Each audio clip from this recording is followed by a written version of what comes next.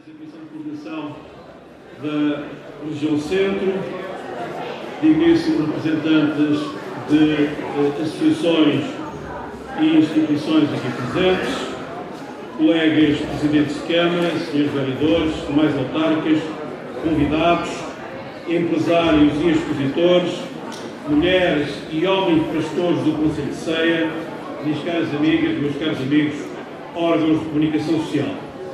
Quero começar por agradecer a vossa presença em mais uma edição da Feira do Queijo Serra da Estrela, em Ceia, a 39ª.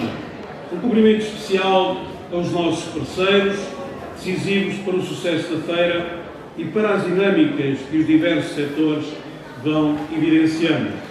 A Associação de Artesãos da Serra da Estrela, a Associação Nacional de Criadores do Vinho Serra da Estrela, a Associação de Apicultores do Parque Natural da Serra da Estrela, à Liga dos Criadores e Amigos do Cão Serra da Estrela, à Escola Superior de Turismo e Hotelaria de Ceia do Instituto Politécnico de Guarda, assim como ao Turismo do Centro de Portugal e à SONAI, que através da marca Continente se associou ao certame.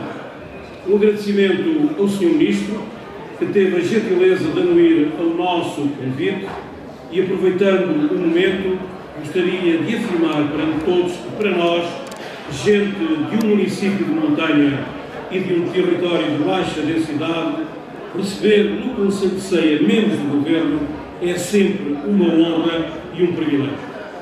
Bem-vindo, pois, ao lar do mais famoso queijo português, neste certame que valoriza e promove o queijo Serra da Estrela, criando sinergias, racionalizando recursos e promovendo ganhos de escala económica significativos do produto mais representativo desta região, procurando ampliar a sua escala de valor e promoção do produto, ajudando por esta via à dignificação e reconhecimento de todos os que trabalham neste setor. Aqui estamos, pois, unindo esforços e congregando vontades, a receita que nos tem permitido vencer as adversidades e aproveitar as oportunidades que têm sido colocadas à nossa disposição.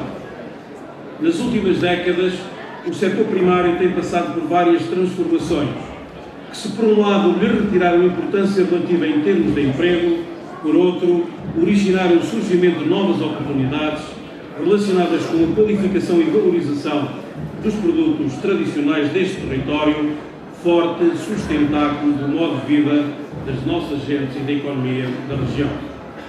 Vários empresários locais têm desenvolvido pequenas unidades de produção associadas ao pão, ao queijo, aos enchidos, ao mel e ao vinho, algumas das quais se transformaram na última década de pequenas empresas familiares em unidades industriais com dezenas e dezenas de trabalhadores, suportando diferentes marcas próprias, com contratos de fornecimento com grandes cadeias de distribuição nacionais, projetando-se já e ainda nos mercados internacionais. As potencialidades deste setor são inúmeras, devendo-se destacar a sua importância para a dinamização da fileira agroalimentar, com impactos muito positivos na sustentabilidade da agricultura tradicional e, consequentemente, na preservação da paisagem e do modo de vida rural, assegurando a autenticidade da região através da divulgação do seu património paisagístico, arquitetónico, religioso e museológico e ainda da sua gastronomia e artesanato, contribuindo seriamente para o combate ao despovoamento e constrangimento da zona rural. Este é um setor de futuro, rentável, porque é um produto que tem mercado, que tem uma marca, que tem um nome forte, que gera valor acrescentado.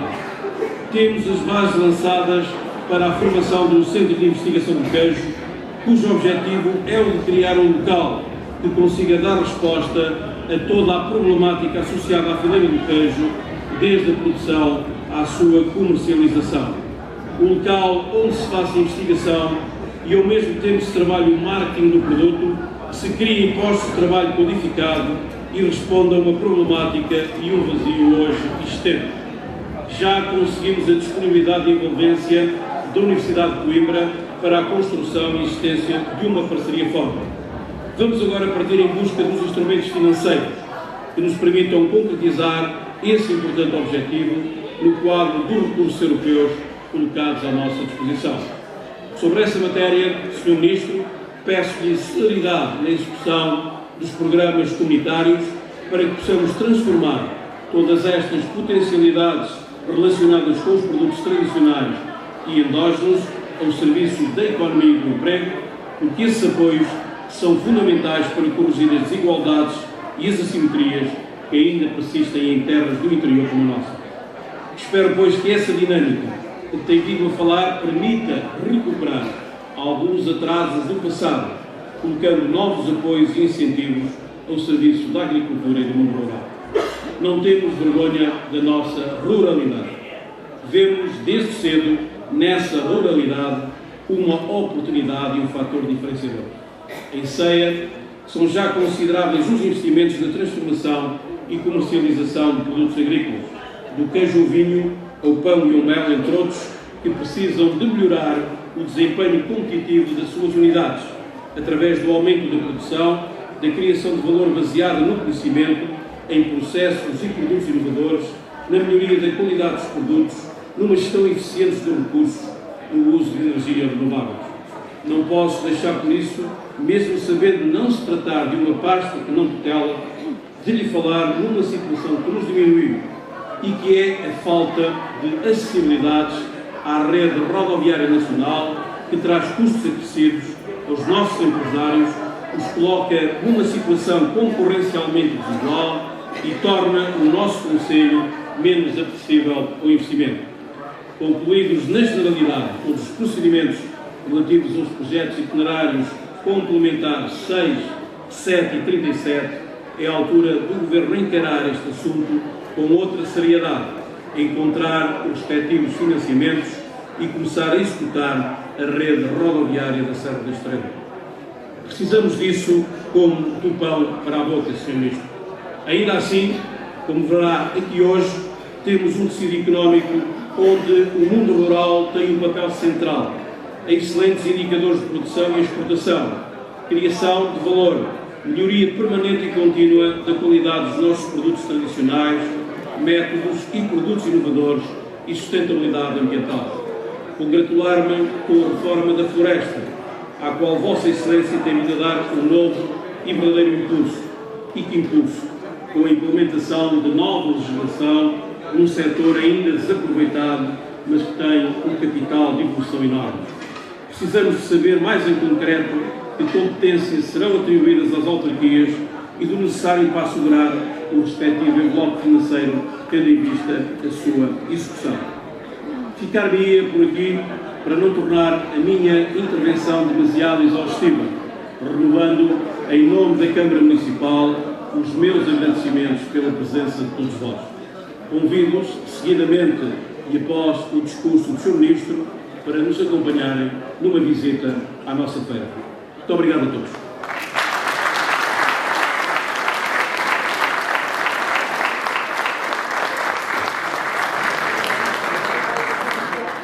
Tem a palavra o Sr. Ministro da Agricultura, Florestas e Desenvolvimento.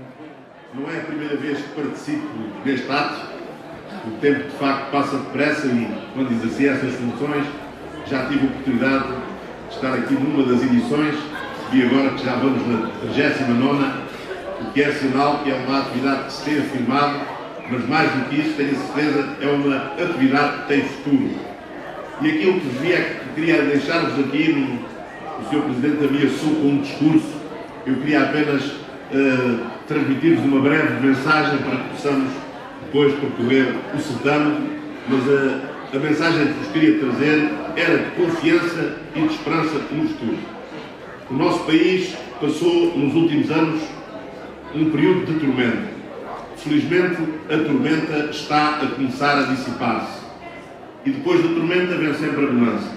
E é para a bonança que temos que nos preparar para dar mais condições de vida, melhores condições de vida aos nossos cidadãos e muito particularmente àqueles que exercem as atividades mais penosas.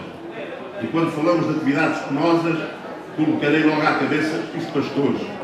Que penosa atividade é essa, sem a qual também não poderíamos estar hoje a celebrar o queijo da Serra, e mais do que isso, não poderíamos degustar o queijo da Serra, que é um produto único no mundo, um produto que temos a obrigação de promover e preservar. Porque a pior coisa que se pode fazer quando temos algo de excelência e único é permitir que se degrade, se não tivermos em conta a preservação da qualidade e da tipicidade, que é isso que provoca a valorização do preço no mercado, e é com o melhor preço que se garantem melhores rendimentos aos produtores. E é por isso que todos temos que fazer tudo o que estiver ao nosso alcance para garantir a genuinidade deste produto único, que tem condições de penetrar em qualquer mercado, por mais exigente que ele seja. Ao Ministério da Agricultura cabe, por isso, apoiar e estimular a produção em todas as formas. E é também por isso que adotámos um conjunto de medidas que, além de apoios específicos à pecuária, pretendem tratar discriminada e positivamente os pequenos agricultores. Foi nesse sentido que criámos uma medida específica para o investimento nas pequenas explorações agrícolas, que, como sabem, pode ir até aos 50 mil euros, um pequeno agricultor, um pequeno produtor, com um pequeno projeto de investimento, até este montante, digamos até 2020, pode apresentar até 2 projetos que serão financiados, a fundo perdido, a cerca de 50%, assim como para as pequenas agroindústrias e, desde logo, as queijarias. Também existem medidas que estão disponíveis, que podem ir até aos 200 mil euros, sendo que o apoio a fundo perdido é também na ordem dos 50%.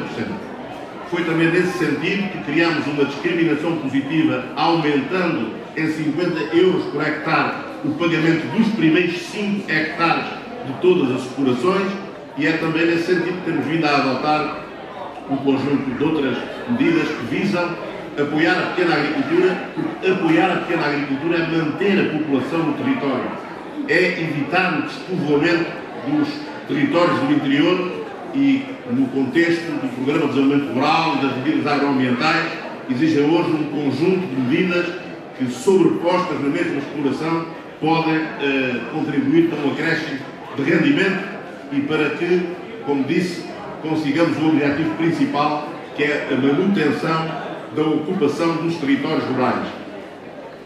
Penso que, no que diz respeito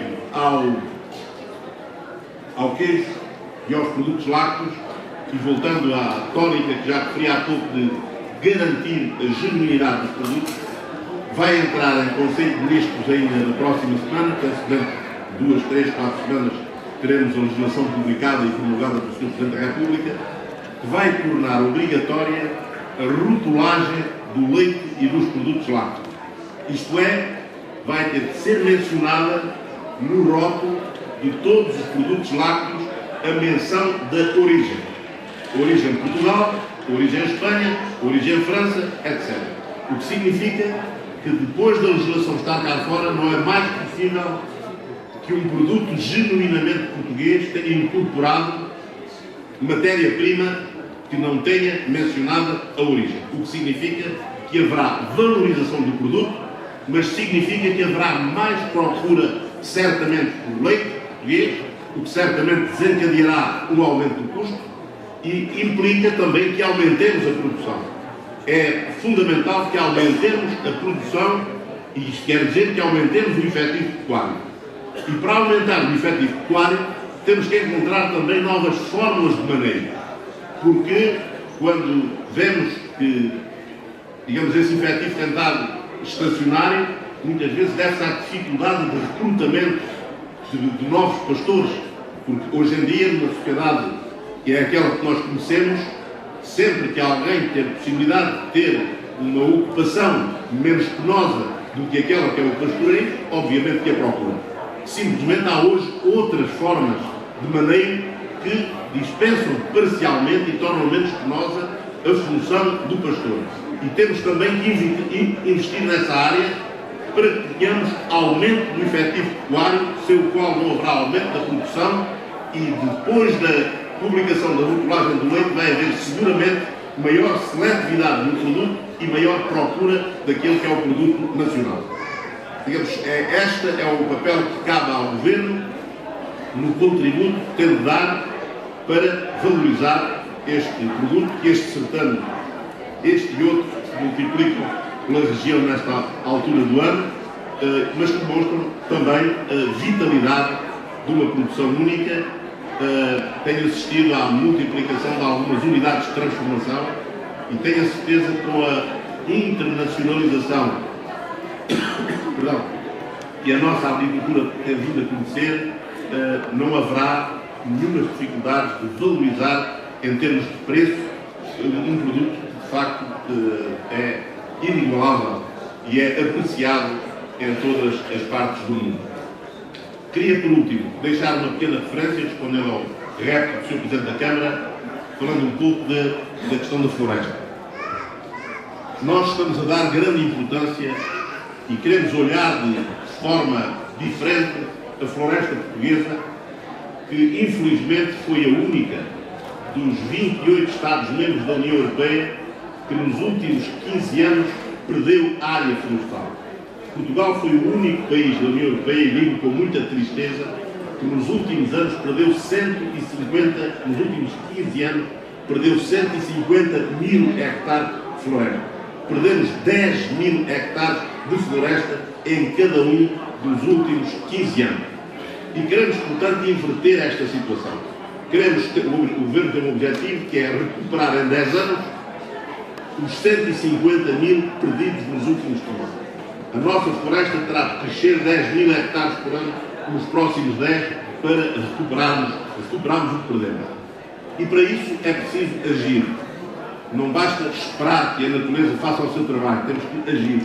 E é nesse sentido que aprovámos em outubro, o Governo aprovou em outubro passado, um conjunto de 12 diplomas que visam, eu não diria fazer a reforma da floresta, mas começar a reforma da floresta, que é uma tarefa de longo prazo.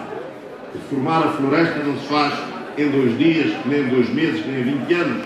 É uma tarefa que é deste Governo e que é uma tarefa que terá de ser dos próximos governos, 2, 3, 4, 5, que se seguirem, seja qual for o partido que estiver na sua liderança.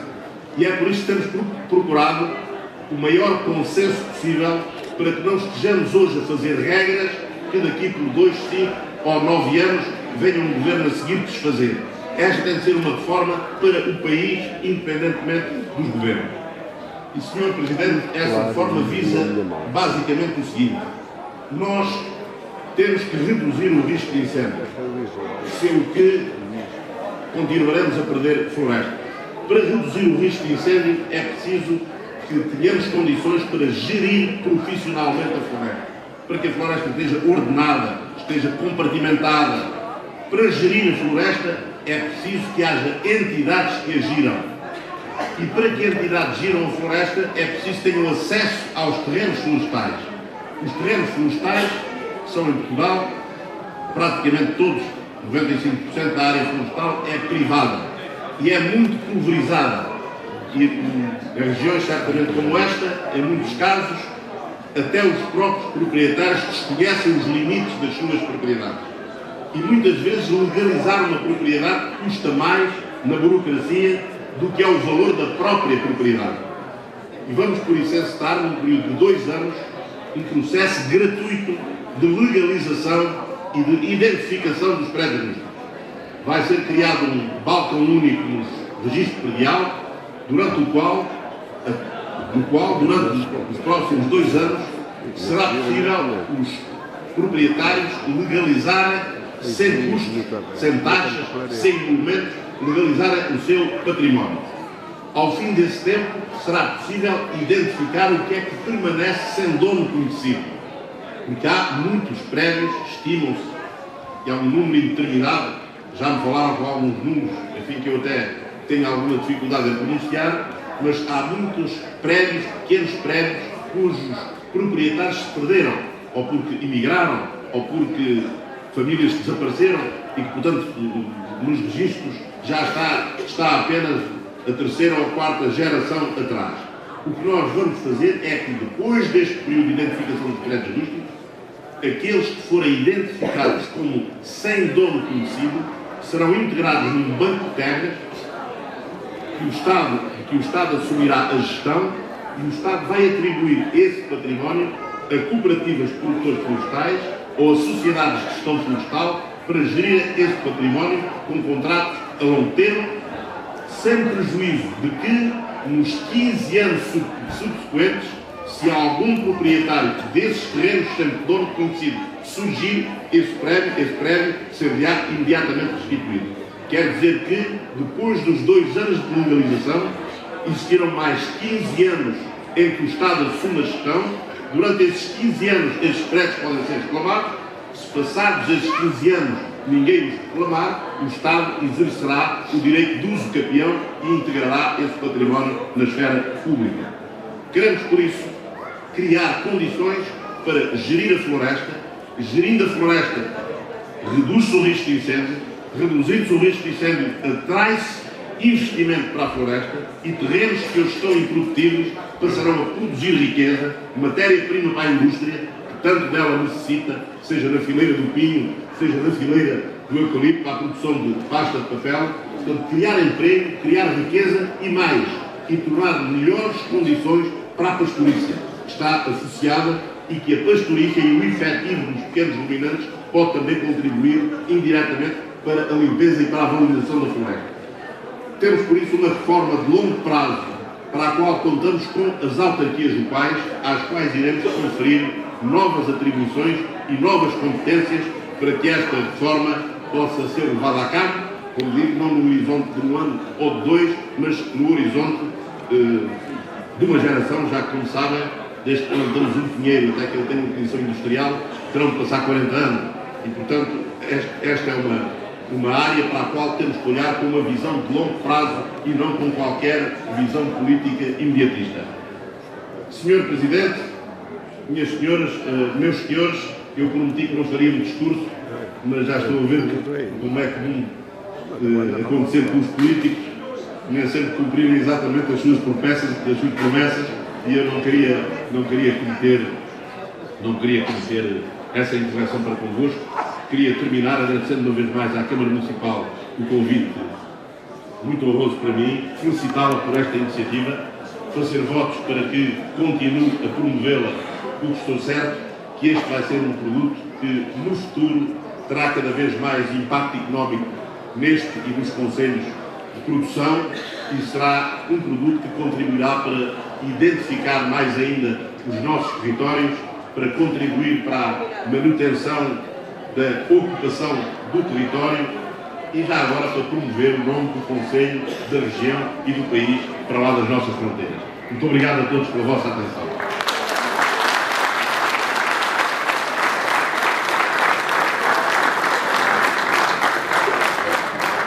Damos desta forma por finalizada a presente cerimónia de abertura da